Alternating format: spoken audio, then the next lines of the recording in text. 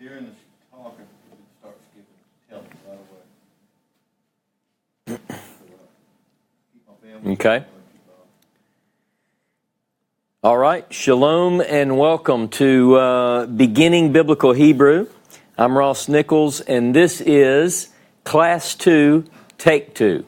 We're going to call it Take 2 because I taught this class last week, but you only got to see about 5 minutes of it, and it kept going in a loop, and I have at least some technical help today. So assuming that the internet goes well, we should be good to go. So I'm glad that you're here with us today, those of you who are watching live, and for those of you who will be watching later, the class looks just as good or just as bad in a replay as it does in live. So you don't get anything better either way. So hopefully everything will go off. Again, before I get started, I'd like to remind you of the goal of the class. The goal is that at the end of these 5 lessons, you will be able to read Biblical Hebrew. Now, the thing that I have to say in terms of a disclaimer is that you might have a slight Louisiana accent by the time that you master the Hebrew at the table with me. I talked to an Israeli today on Skype, and they corrected a couple of pronunciations for me.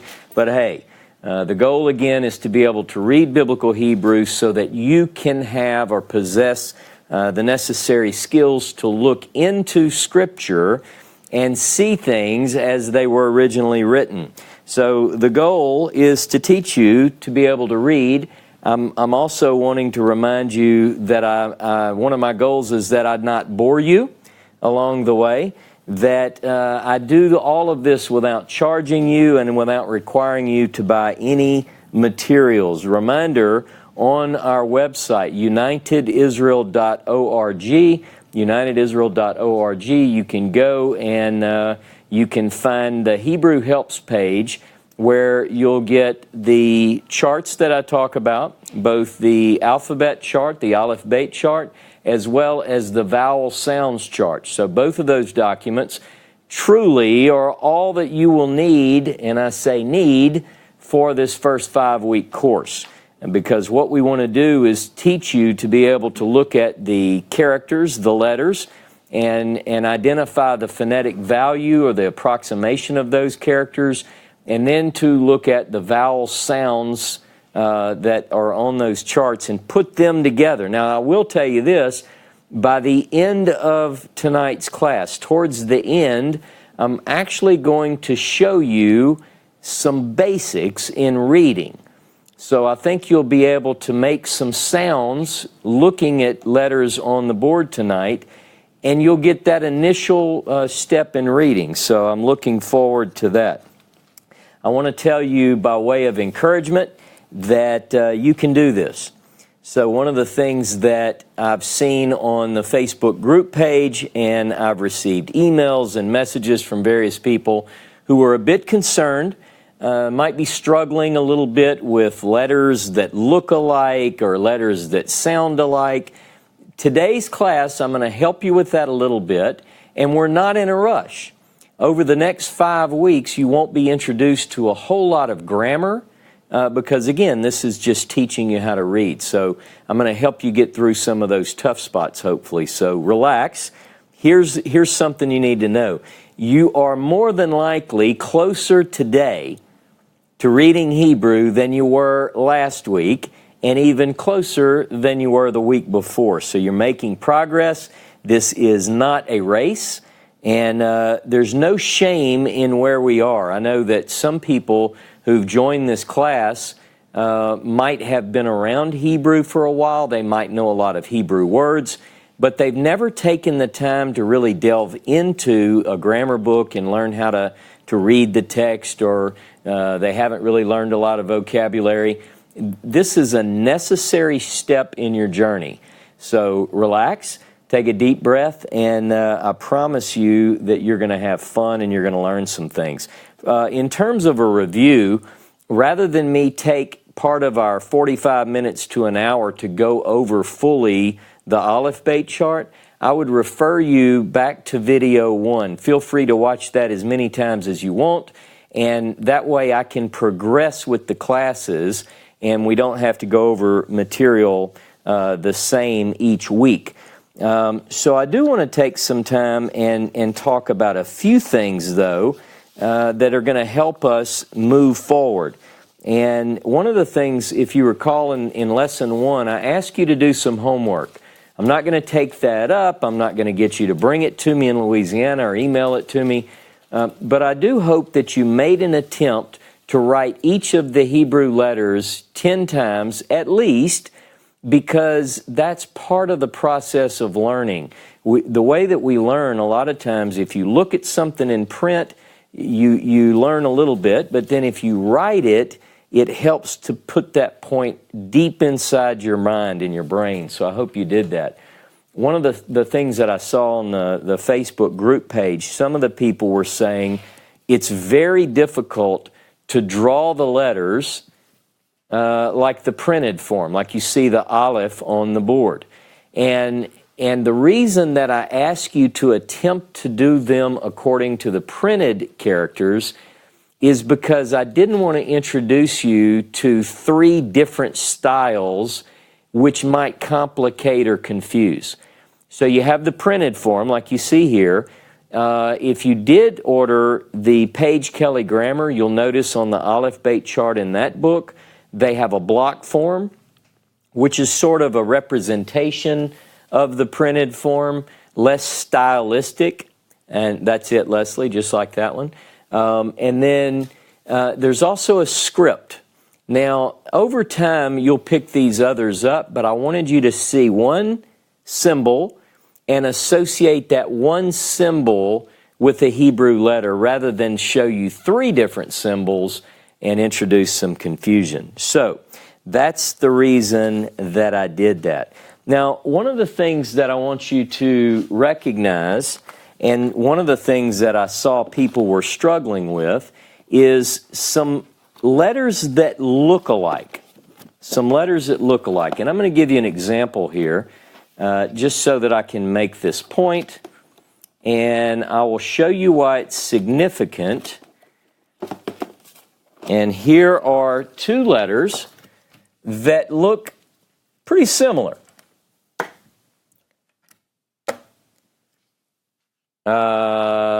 You'll notice, if you look at these 2 letters, whoo, man, these look a lot alike, don't they? Now, I want to show you a couple of, now this is the print version.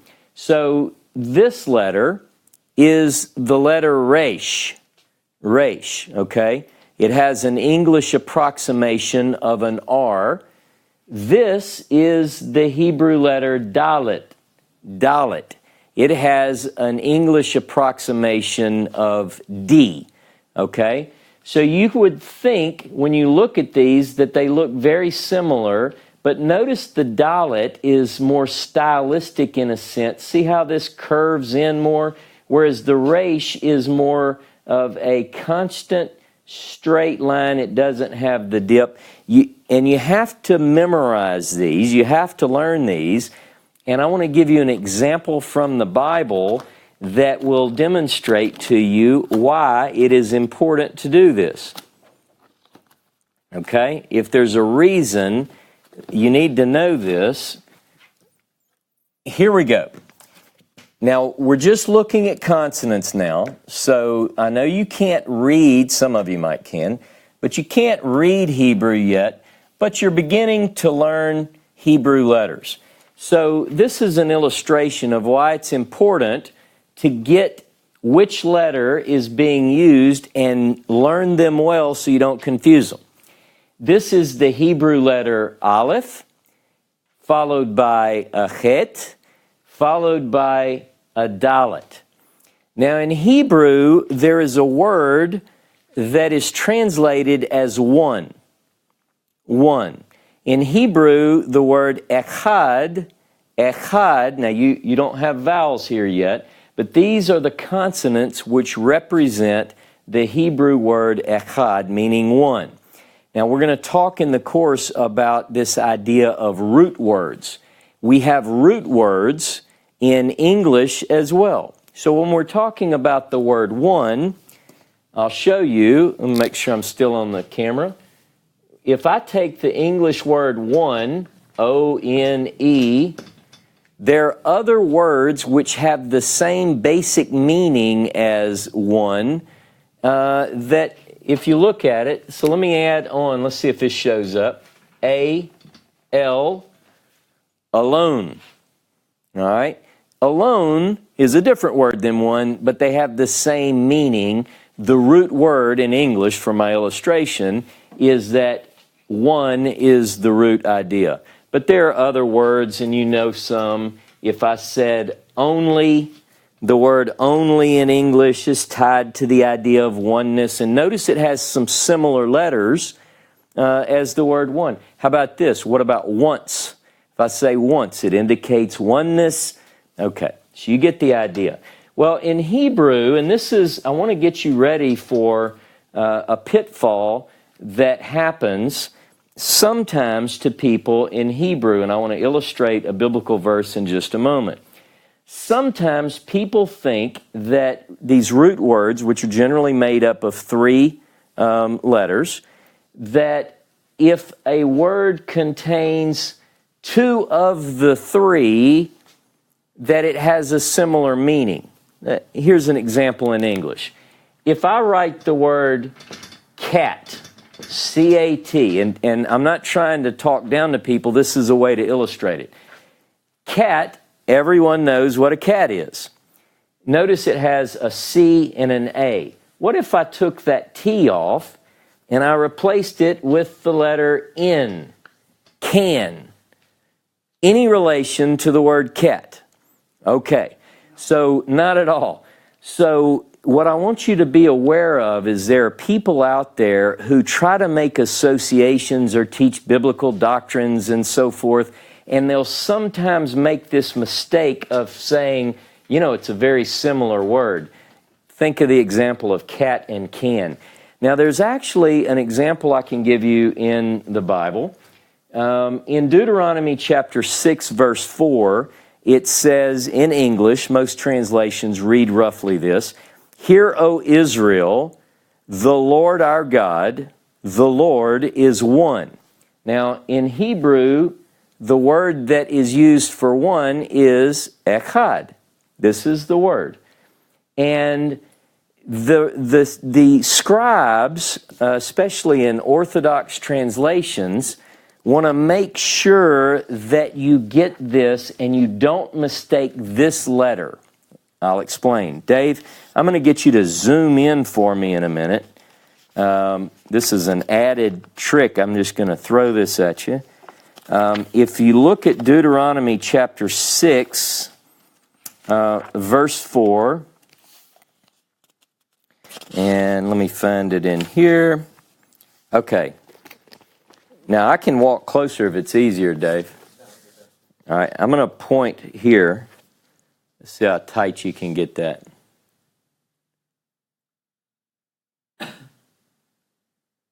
Okay, they can see. That's good.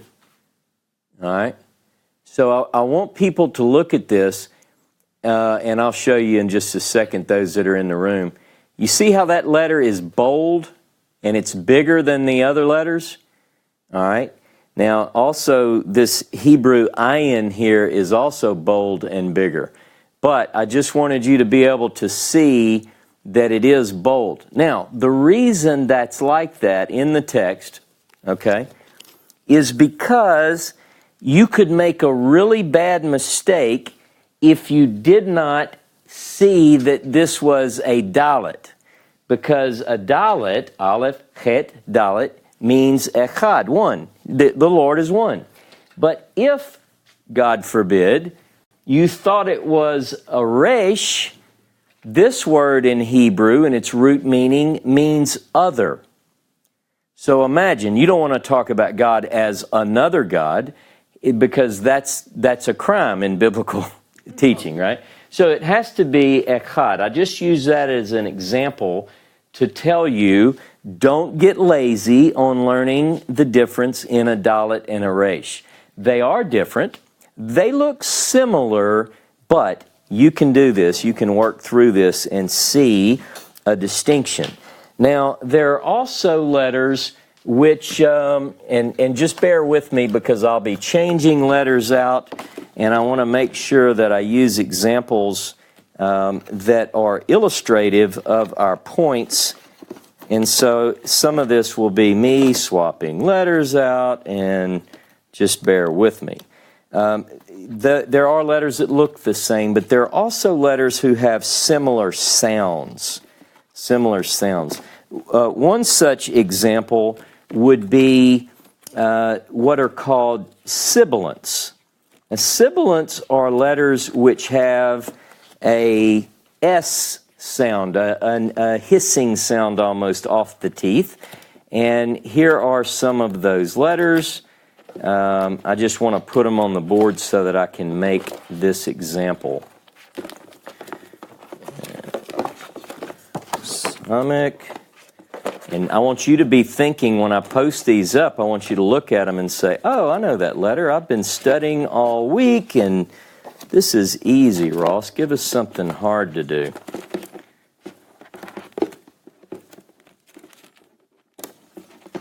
Okay, here we go. So I'm going to put these on the board.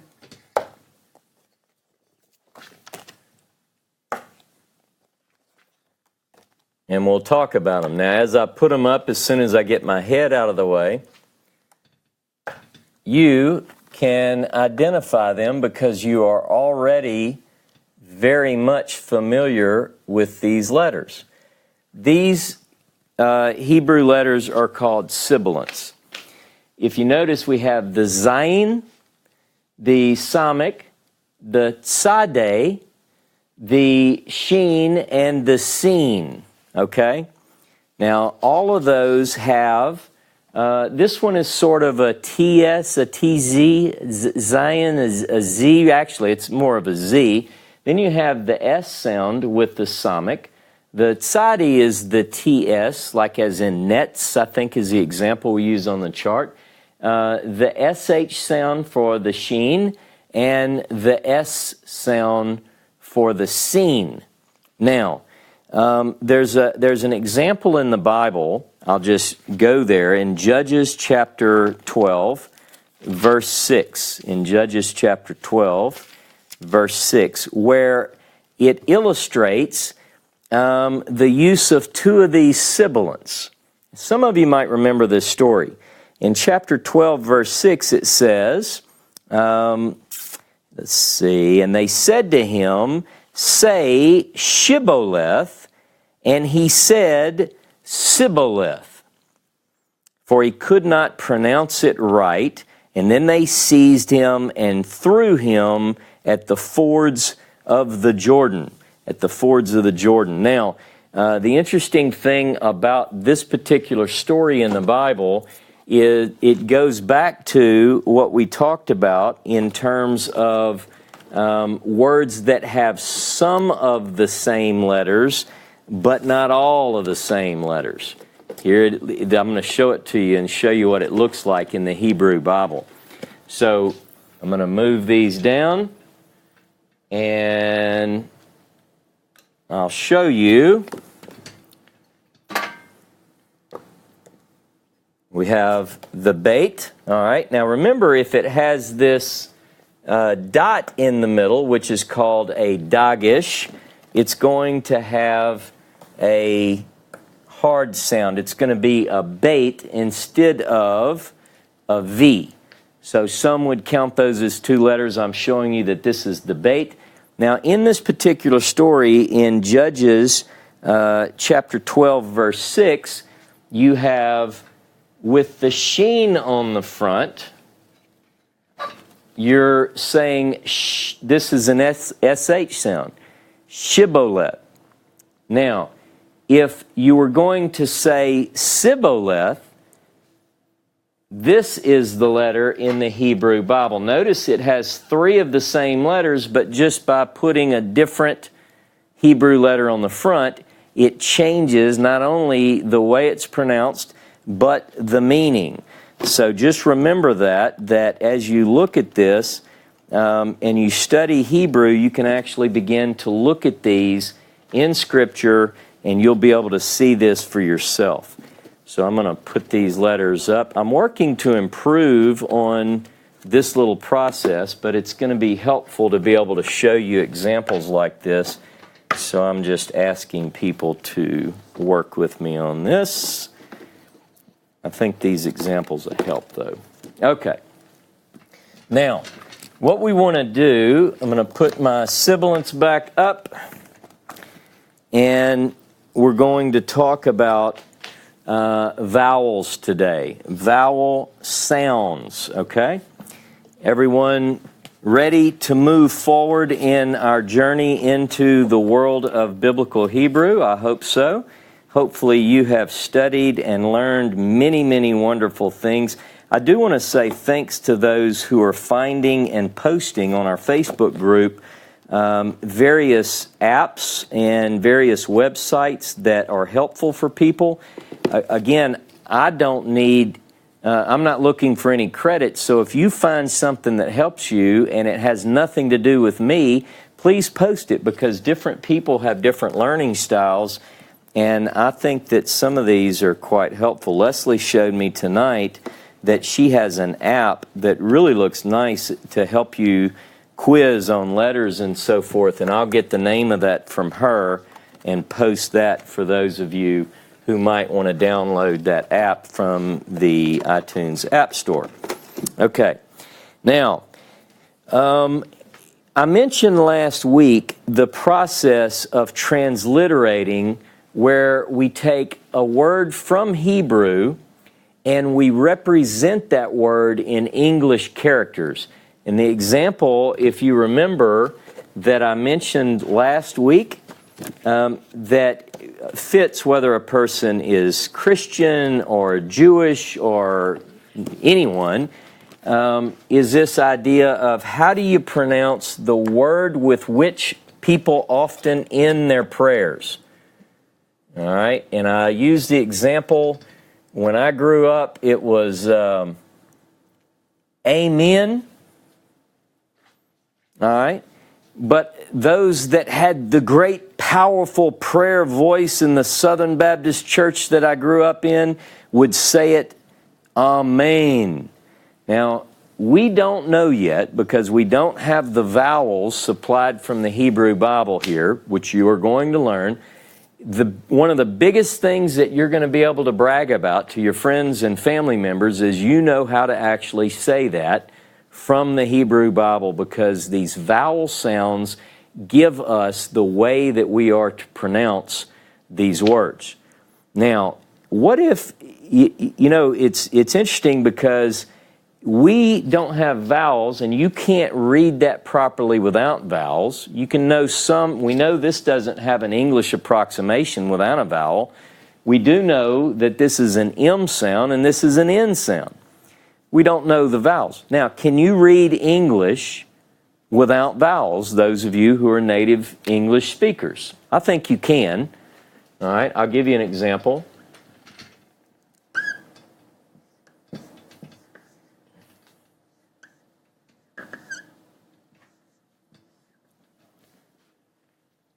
Could you make that out? Could you make that? You would look at that and you know that it says, love the Lord. I could go on and write a whole verse. Love the Lord your God. You know, I could just keep on going, keep going. In Israel, in Hebrew, modern Hebrew, they use no vowels, okay? In the scrolls, Dave, I'm going to go to the scroll in a minute, and I want you, if you could, to zoom in on that scroll for me, and let's see if we can illustrate that. I should tell people that if there is an unfortunate event where we lose the feed, we're recording this time, so we're ready.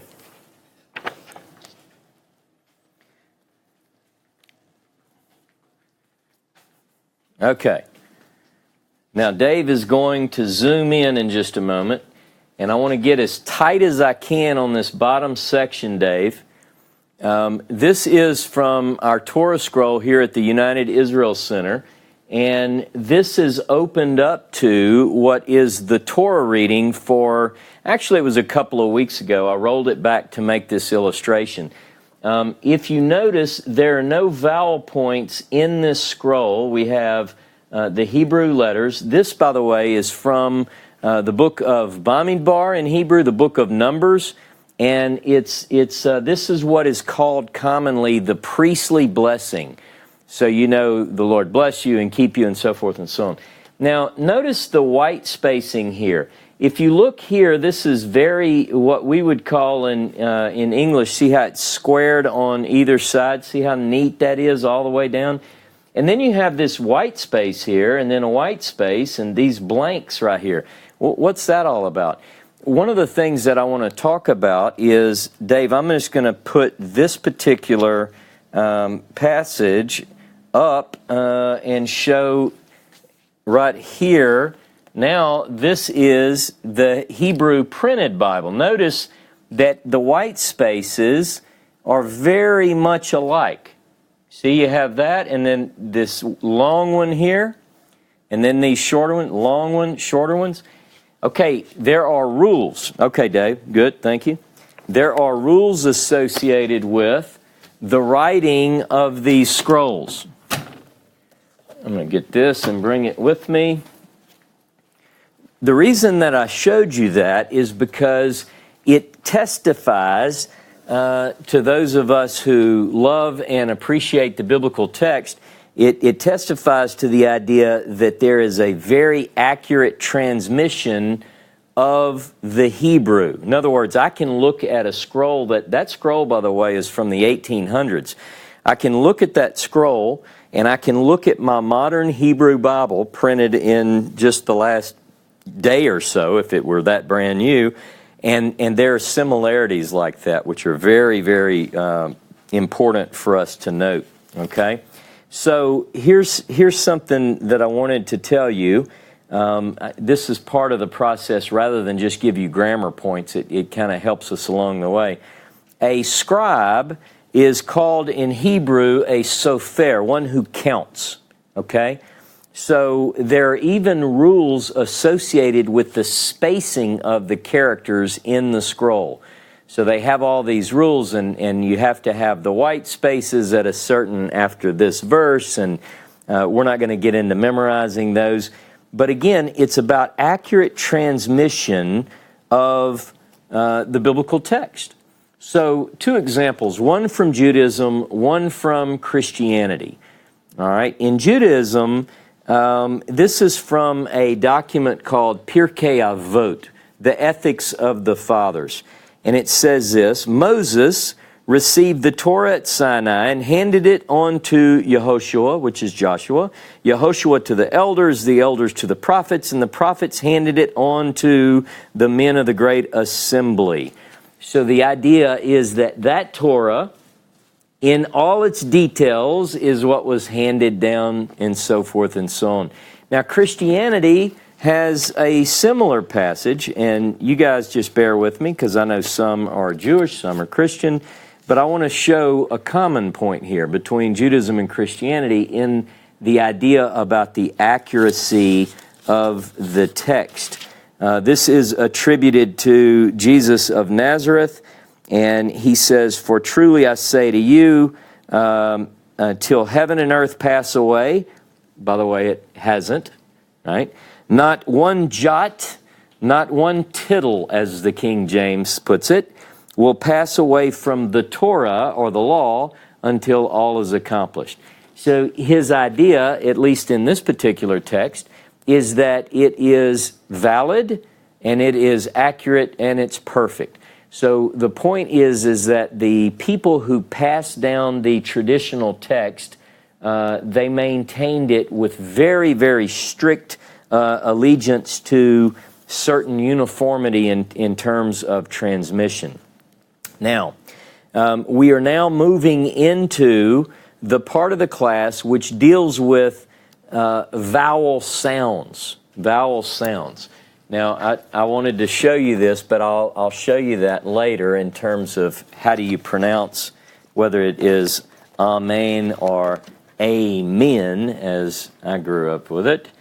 But I want to show you that in Hebrew, now you can pull out your chart of the vowel sounds and get ready for this part of the class. And I will pull out the letters which have been used at times to represent vowel sounds. You didn't know this, maybe. And I want you to look at your chart and notice in the second column, we're going to be talking about, if you see the word mater, that's a Latin word, so I don't want to teach you Latin too, I'll probably revise that. But according to ancient grammarians, there are 4 Hebrew letters which became known as mothers of reading. The word mater means mother, and these are those letters. The Aleph, the Hey, the Vav, and the Yud. The Yod. These 4 letters, according to grammarians, became known as mothers of reading. They possessed vowel power. So I showed you a moment ago, Dave zoomed in and we looked at the scroll. There are no vowels in there.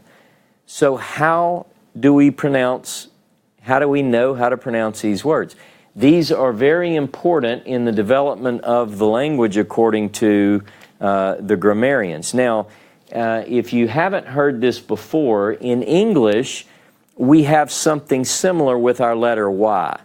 The letter Y in English can be used as a consonant, as in yes, or a vowel, as in Kelly. And so it has this dual power, this dual purpose. So this particular phenomenon in the Hebrew is not just specific to Hebrew, but other related languages, according to Gesenius, one of the great grammarians, makes this point very clearly, that Ugarit, Moabite, Arabic, certain Phoenician languages, Aramaic, and Syriac all possess these letters that have this vowel power, these mothers of reading. So here you have 4 letters that represent the mothers of reading. Now, I wanted to add this in because I think it's an interesting point. It's from the book of Josephus, and Josephus says the following in Book 5, Chapter 5. He's talking about 4 letters that are very important, and I want to talk about this a little bit. He says that he's talking in context about the high priest, the high priest in the ancient world of Israel, and it says, a mitre, headgear, also of fine linen encompassed his head, which was tied by a blue ribbon, about which there was another golden crown, in which was engraven the sacred name. We're talking about God's name, right? It consists of 4 vowels. Well, what does he mean by that? Because we don't have vowels. We've learned that we have 22 consonants. But here's something interesting. In Hebrew, the name of God, and I won't get into a debate of, well, I will. I love debates. But I won't do it in this class because this class is to teach you biblical Hebrew, or how to read it. So I'm going to show you that Josephus just told us that the name of God consists of 4 vowels. All right. Now, the name of God does not have the Aleph in it, but it has the Yud, it has the Yod, the Hey, the Vav, and the Hey. And notice that God's name is composed of 4 letters And all of these letters are these vowel letters. Now, people get into debates and fights over how to pronounce the name.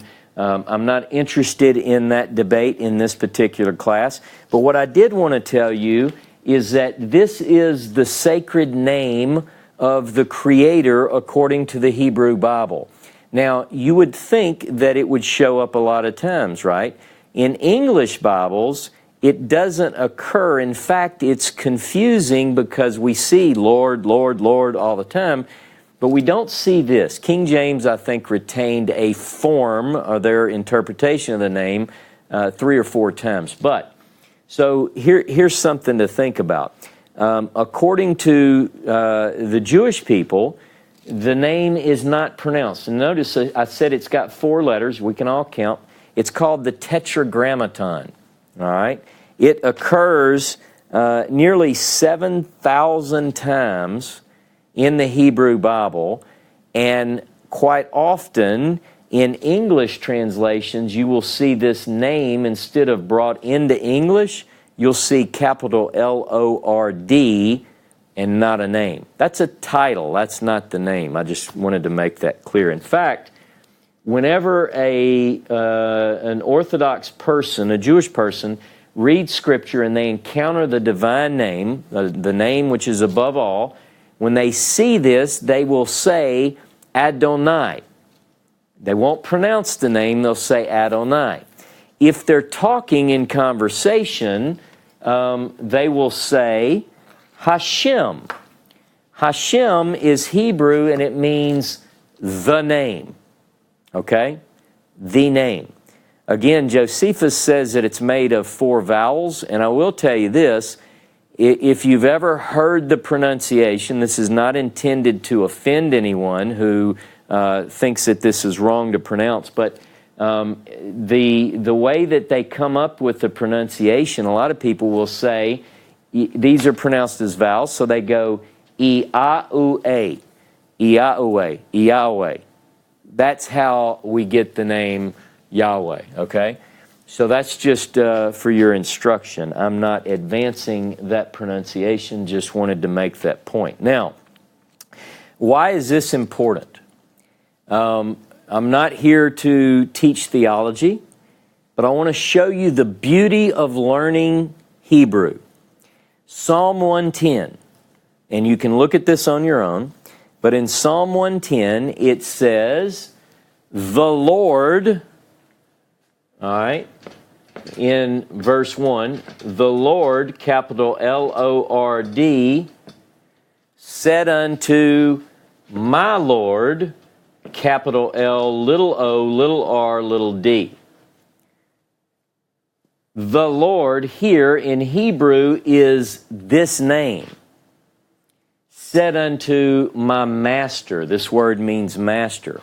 Okay? So you can see those kind of things, whereas in English, you simply read in the text and you go, oh, the Lord said unto my Lord. Lord, Lord. You get 2 Lords here. But in Hebrew, it reflects something totally different. And that's why I think that this is so essential for us to consider what it is that we're actually seeing when we peer past the English and see the Hebrew. Here's another one. In Joel chapter 2, verse 32, Joel chapter 2, verse 32, it says in English, all who call upon the name of the Lord will be saved. But in Hebrew, it says, all who call upon the name, and it shows the divine name, the Tetragrammaton. So it becomes essential for us to know exactly what it is that we're looking at. And you being able to look at the Hebrew will allow you to do that without having to take someone's word for it. These are just some of the examples that I thought of. Now,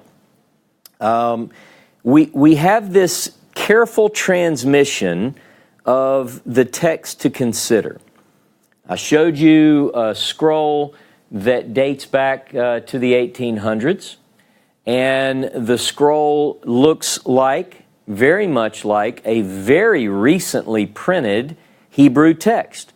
the beauty is that when we go to scrolls that were discovered in antiquity, such as at Qumran, the Dead Sea Scrolls, many people have heard about those, quite often we find not only that the text matches, but even the white spaces. Last year they discovered a fragment of a book from the Torah of Moses, and it actually had the same white spaces as are found in a modern scroll or a modern text, as I showed you just a few moments ago. Remember, a sofer, a scribe, is one who counts, very meticulously counts.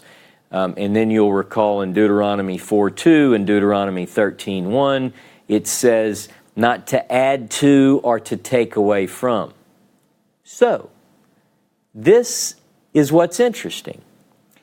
If you can't add to that, how can you convey the proper pronunciation? In other words, you have these vowels, sounds. The question became, how do we represent the vowel sounds without adding to the text? So I'll give you another example in English. I'm going to put the Tetragrammaton back up, and I want to use my example again so that we can make this point in English, and I'll show you the reason it's important to learn the vowels that we're going to be going over. Okay. If, for instance, we were faced with the same issue that we have in the Hebrew, I have this that we did earlier, love the Lord. All right. Now, if I were trying to preserve this, let's say that maybe there was a chance that English pronunciation would be lost over the next several generations, and I came up with this interesting way to preserve the pronunciation, but I had a very tight stricture. So let's say I come up with this way and I bring people in and I say, you're not going to believe this, watch this. I'm going to add some of the sounds so that people know how to pronounce it. And that's a great idea, isn't it? But what if I had a rule in place that said you can't add to the count? A scribe is a sofer, one who counts. If I didn't watch this, if I just count the black, the original text, I've got 1, 2, 3, 4, 5, 6, 7. So I've got 7 letters that I'm looking for as a scribe. But when I add the vowels, now I have 1, 2, 3, 4, 5, 6, 7, 8, 9, 10, 11, 7, 11. That worked out good. I wasn't trying to talk about the store here. But notice the distinction between the two. Now, this is a problem. So what did they do? They couldn't add to. So they couldn't make characters like this. They had to represent the vowel sounds through symbols that didn't add characters, okay? So in the 6th to 7th century of the Common Era, Christians would refer to this as AD, there was a system devised whereby the proper pronunciation could be inserted into a text, not a Torah scroll, but into a traditional Hebrew text without increasing the count. And that's what we're dealing with now. These character signs are represented for you in my chart, the Hebrew Vowel Sounds chart. Okay? Now, what I want to do is tell you that these sounds have been preserved throughout the generations, and this is passed down. I'll get into more detail as we move forward, but for now, the symbols that we're going to talk about, you'll see, and we'll tell you the English approximation. What I'd like you to focus on for right now is the form. Notice this second to the last column in the Vowel Sounds chart.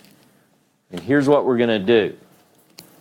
And I have to give a shout out to my very good friend, longtime friend, Kevin Brown, who saw me last week. He's the only one that saw, Sherry and Kevin were the only ones who saw my class. The rest of the world didn't get to see it, right, Leslie? So, but Kevin saw me struggling because I was trying to write the vowel sounds like this. Now, this is what I was doing last week.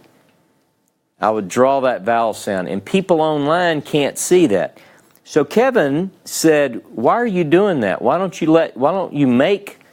And then he said, "Let me do it for you." So look at this. Now, right? So thank you, Kevin, because this is what I needed to instruct people on the vowel sounds. Okay. Now, what I want you to do is as we work through this, you're going to get some instruction, some basic instruction on how to actually pronounce syllables. We're going to get more into making syllables and pronouncing words next week, but this is an example. Remember when I said that the aleph has no phonetic approximation? Most charts will just say no sound. All right? But it actually takes the sound of the vowel sign, which is assigned to it. So now, if I look at this, this has no sound, but I put under it, look at your chart. What is this vowel sound called? It's called a kamets, right? A kamets. It makes the sound of ah. So now, when I look at this consonant and vowel sign, make a syllable, ah. All right? Very easy. Very easy. And if I put another letter, now these are not words, I'm just showing this for illustrating a certain, right? If I put a Zion with this particular vowel sign, a comments, it's za. Right? You read the consonant with the attached vowel sign. See there? You're already reading Hebrew. Stick with me. All right? Don't want to go too deep with it right now, but just to make the point. Okay. So if you look at this chart, most grammars will make a big deal out of telling you, don't think in terms of English vowels. I'm dealing with English-speaking people. And while I may not be the best Hebrew teacher, and I may not be an academically approved whatever, I have to think in terms that I know, and as a teacher, I think, why would you not reach people and show them close approximation so that it helps them move faster into the language? So you'll notice on this chart that I have the vowel sound starting from left to right. I have the vowel sound A, E, I, O, U. Now, some grammars are starting to do this now. Some of the older school Hebrew grammarians will say, don't associate it with English. Look, here's the deal. You have vowel sound signs that make these following sounds. A, E, O, A. I mean, that's pretty much A, E, I, O, U. So I'm not going to introduce you to something and not give you a tool. So here it is. We have the vowel sound.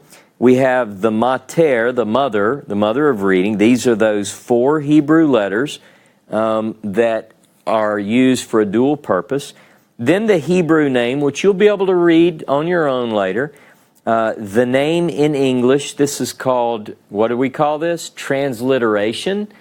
Where if you look at the Hebrew name for the first vowel sign right here, you'll see it says kamets, and in the Hebrew name says that as well. So in English, kamets, that's an approximation of what the Hebrew, it's a transliteration of what the Hebrew letters are saying.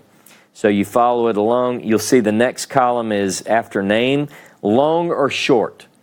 You just are going to need to know, don't worry about the way that a long or short sounds because you might be confused, but learn the name and whether it's long or short, and especially the form, right? Now, to read it, you have to know how it sounds. So this is an important process that we'll have to work through, and we intend to do just that. Let me add this. One of the things that I learned from the grammarian by the name of Gesenius.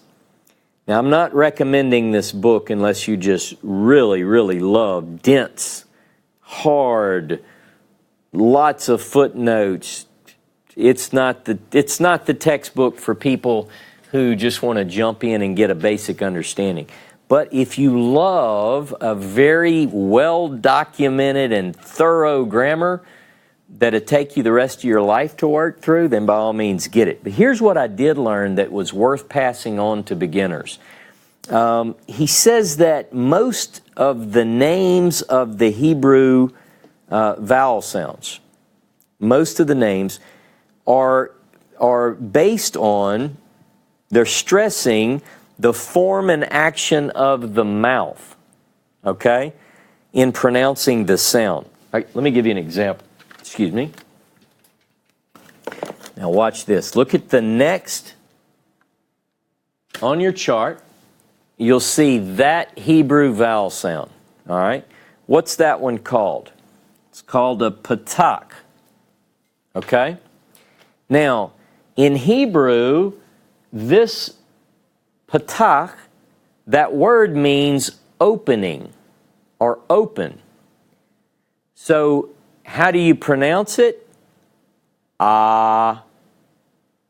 Open your mouth and say ah. You see? So the names of these vowels mostly represent the way that the mouth is formed when making the sound. I'm not going to go through all of them, but that is a way to explain that, and you can look up more information. Again, I want to give you just enough and not too much information to get you to the point where you can read. So now, believe it or not, you will be introduced to reading. All right? You'll be introduced to reading a few of these easy words, and I just want to give you a couple of examples. All right. Now, in order for you to follow along, you need to know that Hebrew is read from right to left. English readers read from left to right. So the first thing you have to do is flip that around and understand that you're reading from right to left. And I will illustrate this on the board. Understand that what I'm telling you in these early lessons, there are some exceptions, but I'm not in the right to left thing. Don't get too excited there. But what I want to do is I want to give you the rule generally. Like you're going to see this, say, 90-something% of the time. And then other times you'll learn exceptions as you get more into the grammar. So remember that we have two letters in Hebrew that, according to our consonant chart, have no phonetic approximation, the aleph and the ayin. All right? Now, we're just going to spell a couple of words just so that you can see how Hebrew works. All right, now what are these two consonants? You can just answer to yourself. We don't know how to pronounce that at this point. Now, again, I'm going to talk more about making syllables next week. So if you know a little bit more Hebrew than a very beginning place, you might be wondering, he needs to talk about open and closed syllables and all that. Not yet. I'm going to do that in the next little while. I have no idea how to pronounce this word, Dave, because I have a consonant that has no phonetic approximation. I know the ending sound is going to be V. If I put this on the board, this forms a syllable, and it actually makes a word. Now, I told you that we read from right to left, so we would start with this consonant, and then we would move to this one. But we need a vowel sound. So we're going to pick up this vowel sign along the way, and then we're going to catch that last syllable. So it's like this. How do I pronounce this? You can't, but if it has a vowel sound sign attached to it, we know that it is ah. So I go av, av, you see that? Now in Hebrew, this spells something. This spells the Hebrew word av, which I just said, and it means father. Av, father. Sometimes you may have heard of Abba. Okay, it's a variation of this same idea. Av. Okay, now I'm working through, we'll see if I work through all. I probably won't work through all of them, but I'll give you a couple of examples of words that you might have heard. And you'll see I just started with the first form, which is the comets, right? And I just showed you that that's the letter there. Now let's look at, let me think of a good one, because I love it when you see a word that you know already. I know you know this word. You don't know you know this word yet. You don't know you know this word. Is that right? Okay. So here's what we have. We have 3 Hebrew letters, the Aleph, the Dalet, and the Mem Safit, or the final Mem. So I don't know how to pronounce this. There's no English approximation. I know that this is a D sound, and this is an M sound. Okay?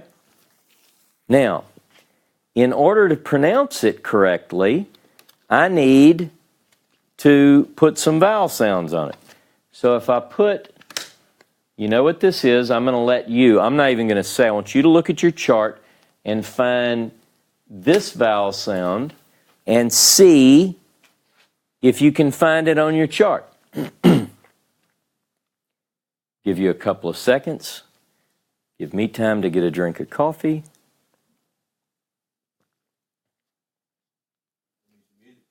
We need some, yeah, like Jeopardy. Dun, dun, dun, dun, dun, dun. Okay, so here, what do we have? We have the Aleph with the ah. Okay, ah. Now, you're going to have a second syllable, which we'll talk about syllables later, but it's going to be ah, and then a M sound. Okay? Adam. There you go. Look at that. You've been sandbagging. You already knew how to do this. No. You're auditing this class. That's great. That's excellent. It's Adam. Adam. Now, again, when we see in English, when we look at the Hebrew, when we look at our English Bible, we read a story very early on in the Bible about Adam.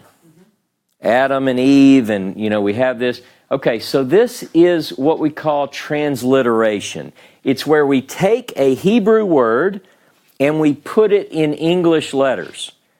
So, is his name, I grew up and I heard Adam, all right, and people can debate exactly, but in Hebrew, if you look at the chart, we would say Adam, Adam.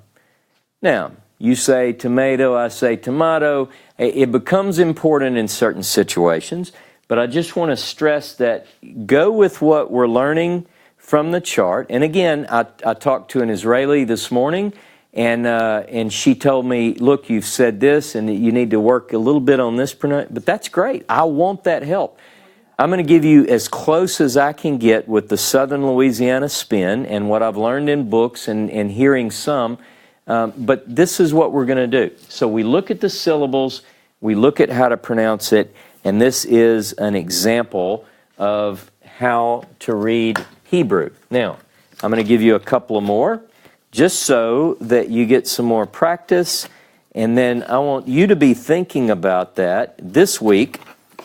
And, if you really get into this, I've posted on our Facebook group page quite a bit. I posted the first 2 sheets worth of vocabulary words.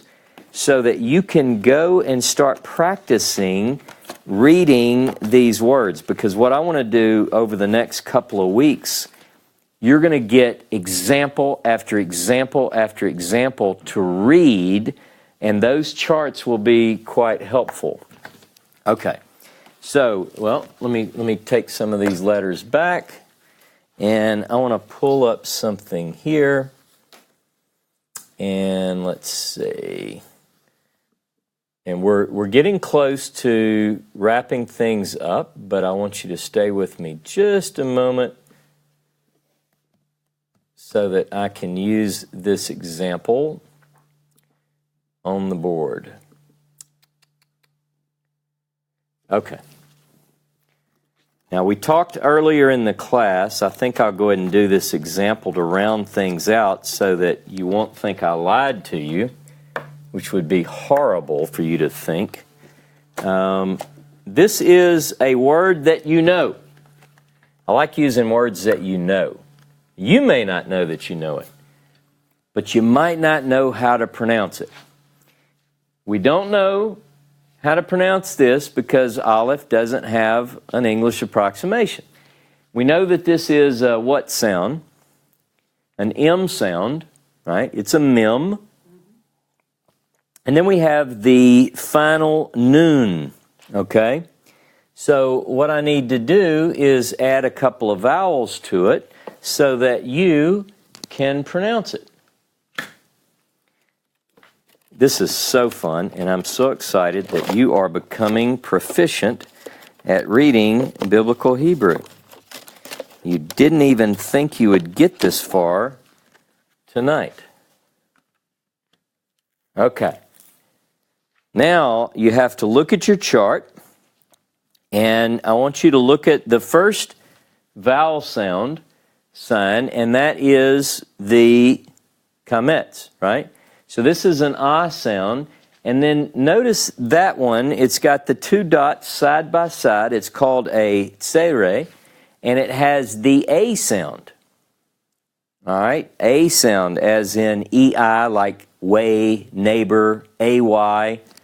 So if I look at this word, I can now assign a power of vocal here.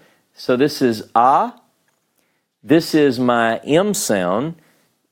This together is M, and this is an A and a noon. Main. Amen. Amen. Now, when I started, I talked about whether you pronounce it as amen or amen. This is the way you'll see it written in the Hebrew Bible. And the first time it's used in Scripture is the book of Numbers, or Bamidbar, chapter 5 and verse 22. And with that, amen concludes prayers quite often, and today it concludes class number 2.